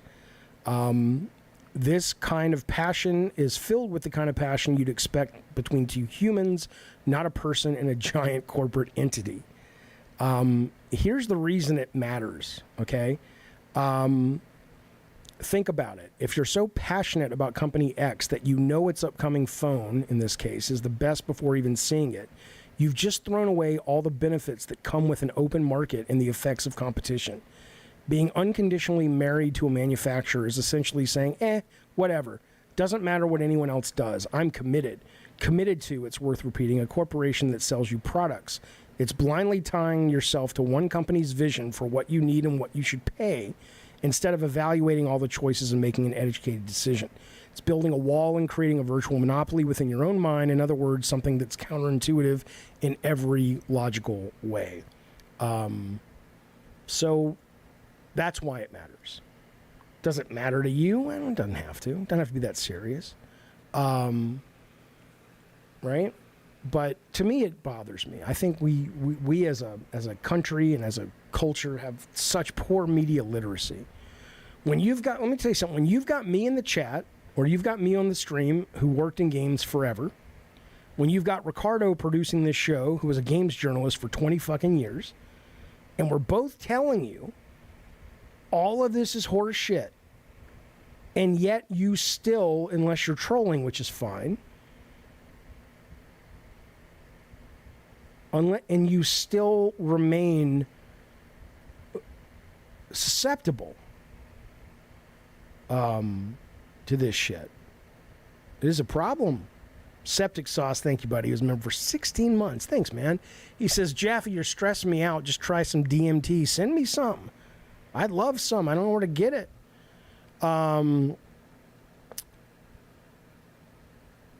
Okay. Hang on a second. Let's end on a fun note. That's Septic Sauce's Gaz? Really? Oh my God, Gaz. Is that really you, Gaz? Septic Sauce? It makes sense. It would be called Septic Sauce. How you doing? I've been loving your tweets where you're just skewering these people. But again, Gaz does it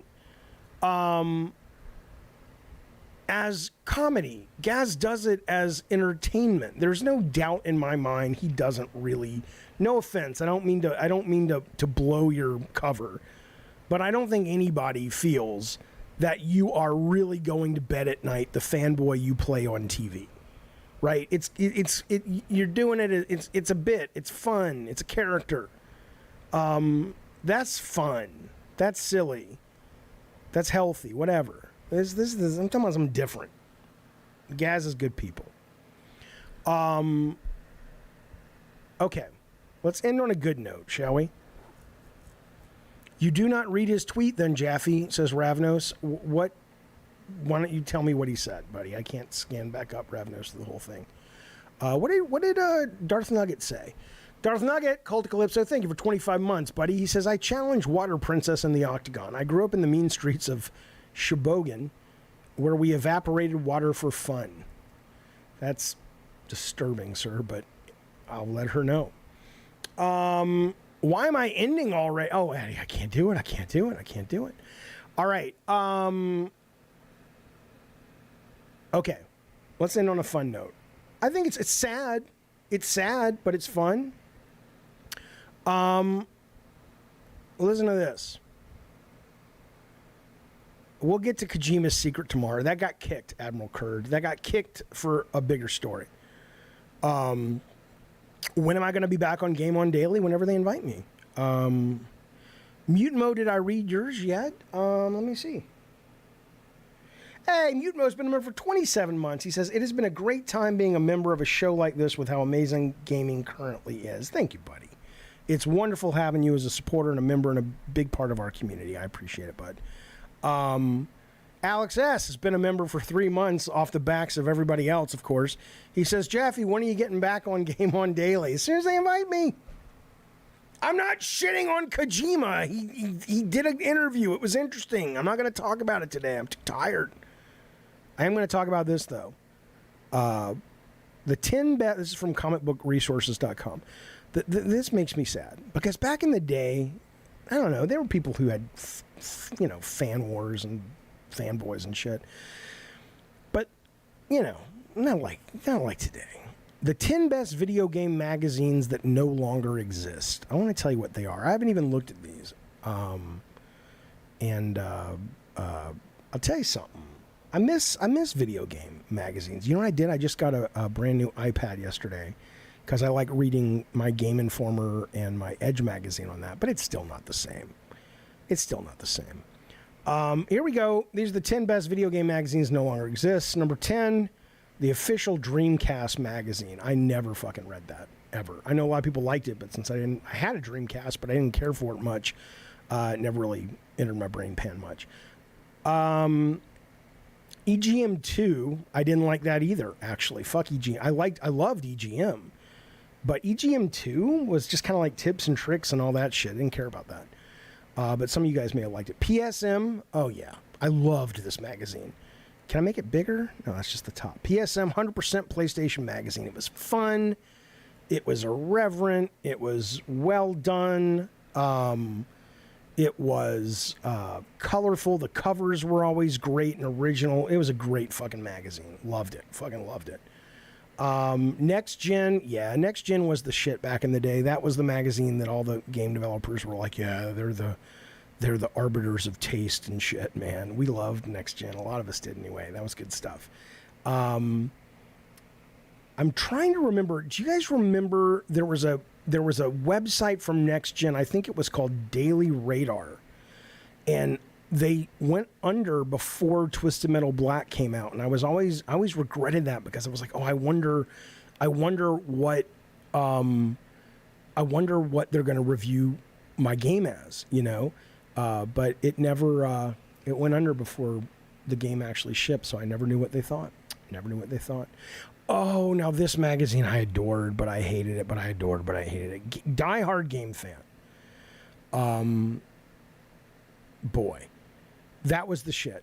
Now, it was so fanboyish that as long as it was Japanese, you could literally, the pages were sticky before they even shipped it out of the offices because they would come all over the goddamn thing. But it was so beautifully laid out, and the images were so nice, and the pages were so just slick and nice, and it was a wonderful experience going through Die Hard Game Fan. That was, and it was just a cheerleader for the business and for the industry. It really was not where you went for critical thought. It's where you went to maybe discover, some things that were coming from Japan you had never heard of. But it was pretty much just, aren't games the best fucking thing in the goddamn world? That's pretty much what it was. Die Hard Game Fan, I loved it. Game Pro, I'm a little old for Game Pro, so when it was really in its heyday, I mean, this was a magazine that really felt more like it was for, like tweens and shit. And it was fine. I mean, I liked it, but it wasn't like I turned to them for any kind of real news or insider analysis. It was pretty much just, I did think their ratings were good, though. I liked how they did their ratings a lot. I thought that was fantastic. With the little, fun factor, because that's what I was always, they broke it down by,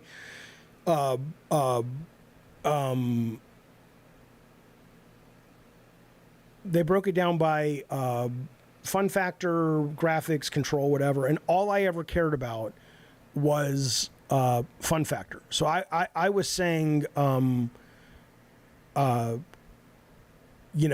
really interested in is if it's fun. And if it's fun, I don't care about the rest. The newsletter's going out tonight or tomorrow, by the way. We're going to put a picture in there of Ricardo when he was writing for magazines. You can see his little picture down there. I can't show it right now, but check out the new newsletter. You should subscribe. Computer Gaming World was great. PC Gamer's still going strong. A lot of you guys have great love for Nintendo Power. I appreciate it. I was never a Nintendo Power reader, but I know a lot of people a little bit younger than me cared very much. EGM was the shit.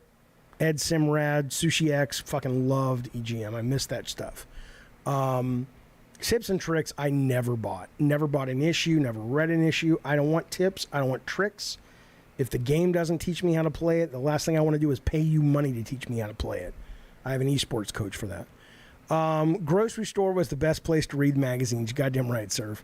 But look, I'm from a generation where the very first video game magazine... by the way, if Matt DeMarco says the little extras in Nintendo Power were nice sometimes. There is The Art of Nintendo is a guy I want to have on the show soon who has a traveling exhibit of all the Nintendo Power original art and stuff. It's really cool. It's really cool. I have spoken to the coach. It was a great session. And we're going to have another one soon. Bookster says Jaffe's going to be his esports coach's first failure. Yeah, Bookster was in playing Trick Shot with us the other day, and he's just like, my internet crashed. Yeah, you just couldn't hang with me because I was too good because I've had training. I've had proper training. Electronic, I want to show you something. Gaming Monthly is what it was called. This was, I believe, the first video game magazine. No, not electronic game. What was it called? What was it? First game magazine. It was, what the fuck was it called? And this was it. It was called the very first games. It's called Electronic Games. Now look at this, man. I was like 11 or 10. So this is kind of the age a lot of you guys are reading Game Pro, I guess, and Nintendo Power. But I remember, man, when I would see this at the grocery store, and it was the coolest fucking thing, And back then, they would show you this shit, and you didn't know any better, so you'd look at something like this, like Ming the Merciless on the cover, and it's like, there's going to be a fucking game, and I get to be Flash Gordon, and it's going to be just like the movie, and then, it comes out, and it looks like shit. But, Electronic Games was good people, baby. I used to love reading that when my mom went to the store. Uh-oh, here's Ricardo again. Ricardo just sent me his review for God of War 2. You should put that in the newsletter, Ricardo. Put that in there, too. I don't want to spoil it for people. All right, fellas. Look at the hottie playing Centipede. Where'd she go? Yeah. They used to do that. A lot of the game promotional materials had hot girls playing the arcade games. Okay. Fellas, let's talk briefly, and then I'm going to roll out of here. I'll tell you, I'll save it for the next show or some videos or whatever. I'll save it. Wait, where'd Ricardo go? Hang on, Ricardo. Hang on. Did I put the wrong one up? I gotta fix some of this shit. There it is. Okay.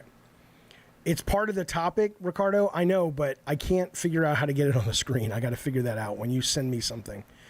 Game dev midlife crisis equals hire an esports coach, says Brett. Fuck you, motherfucker. Fuck you. It's been, you know what? I don't want to spoil what he told me, but let me just tell you. Let me just tell you that I got to read this comment from Mr. K. Are you kidding me? What he told me, I've been applying to playing a lot of video games. And I've been really pleased with the results in terms of me being able to get farther in games, to be able to, like, I was playing Rogue Legacy 2 recently, and, I was down to like 4% health. And usually I would just like, oh, fucking kill me, I don't care. Let me just reset. But I allowed myself to sort of use this Jedi training. And I was able to like play for another like 10 minutes on 4% of life because I was able to sort of do what this guy showed me how to do. It's pretty cool. Mr. K says, Jaffe, do you think that maybe the fact that you and your producer are quite old is a disadvantage? How are you going to connect with the youths online? I don't care. Think about this. One of the best quotes Jay-Z ever said was not in a song. although he's a brilliant writer. He said, the hardest thing is being successful year after year after year. He says, it's easy to be successful a couple years. He says, but I know a bunch of people who basically become the person they know the market wants to be successful, but it's not, you can't maintain it. And he says, the worst thing I can imagine, this was the quote, he says, the worst thing I can imagine is to, get up every morning and go out in the world and be someone you're not and come home and look in the mirror and know that you're not being genuine. So if somebody came to me and said, Jaffe, you could have the audience of, a million viewers concurrent, but you have to be this guy, no, thank you. I'll find something else to do. That's too much work. It's too much work. Your first console was ColecoVision, Ted? That wasn't my first one, but it was my third one. I love my fifth one. I loved it. Loved ColecoVision. You know what I loved, though? I never owned one. But I loved when they put out this game. Like, you guys, this was amazing. Look at this thing. Now, the game itself was nothing to write home about necessarily, but it was a game called Quest for the Rings, right? And it was for the Odyssey. Okay, so I'm going to just show you some pictures on the screen here. So the art was so gorgeous and evocative, and it was like D&D and all that shit. The game, this was the game, right? So go fuck yourself. But what was cool about it is it came with this. You couldn't just play the game. You had to have the external shit, right? So it came with like a map and all these rings and all these things that you had to put on the map in certain places to figure out where to go. It was like a big fucking deal. Let me open this image so I can make it bigger. It was like a big deal to play this game. It was expensive as shit. But this was kind of the only game that they had. But that was pretty fucking cool. We had some good shit, man. We had some good shit. Because the games themselves could never look as good. It was all... I'm just rambling at this point. It was always good. I never played it because I couldn't find people to play with in Alabama. But if you ever go back to, like... Dungeons and Dragons modules from, let's just say, the 80s, the covers were so, as a kid anyway, I used to love to go to the mall and go through these. They were so evocative and they just fired my fucking imagination. These goddamn things, it was just the coolest fucking thing. Anyway, yeah, and television, DLD, oh man, there's such good stuff. But again, it's the same shit. It's just nostalgia, right? It's all the same. All right, fellas, there you go. That has been Gabbin' Games for, what are we doing now? This is June 27th is where we're at, fellas. Thank you for hanging out with me. Thank you for spending some time with me and good sir Ricardo. Please subscribe to our newsletter. We really appreciate it. There should be a link down below. If not, I'll add it right after the show. Ricardo's got a bunch of behind-the-scenes pictures this week about him being a journalist and showing all sorts of people he's talked to and talking about, cool studios and all that shit. And I got some stuff in there. It's good people, and I'll be putting some videos up and blah, blah, blah, blah, blah. Listen to me. The next show, we're going to be doing shows now, at least for the next couple of weeks, for Tuesday, Thursday, and Saturday instead of Monday, Wednesday, and Friday. And that is the reason is it gives us a full day on Monday to prep for today's show, whereas when we had Sunday, nothing was really happening Sunday. So it kind of moves us into a better place. So hope that makes sense.